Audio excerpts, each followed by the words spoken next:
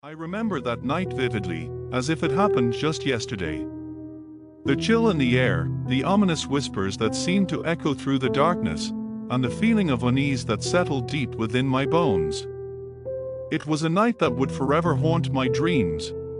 I had been invited to spend the weekend at my friend's cabin deep in the woods. It was supposed to be a fun getaway, a chance to escape the stresses of everyday life. Little did I know, it would turn into a nightmare beyond my wildest imagination.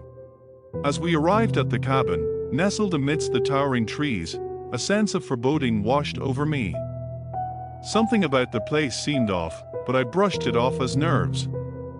After all, I reasoned, it was just a rustic cabin in the woods. The first night passed without incident. We laughed and joked, sharing stories around the crackling fire.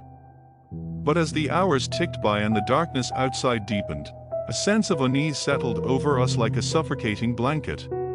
It was during the witching hour that things took a sinister turn.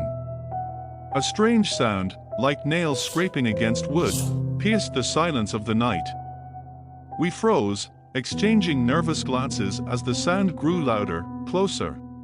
Then, without warning, the door burst open with a deafening crash. A gust of frigid wind swept through the cabin, extinguishing the fire and plunging us into darkness. Panic gripped my heart as I fumbled for a flashlight, my hands trembling uncontrollably. As the beam of light pierced the blackness, my blood ran cold. Standing in the doorway was a figure cloaked in shadows, its features obscured by darkness. It didn't move, didn't speak, but I could feel its malevolent gaze boring into my soul. Terror seized me then, rendering me immobile as the figure advanced slowly into the room. With each step it took, the air grew colder, the oppressive weight of its presence pressing down on us like a suffocating fog.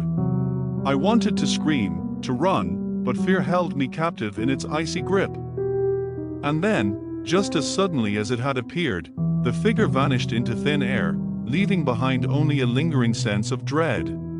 We fled the cabin at first light, leaving behind the darkness that had threatened to consume us whole. But try as I might, I could never shake the feeling that whatever had visited us that night still lurked in the shadows, waiting patiently for its next unsuspecting victim.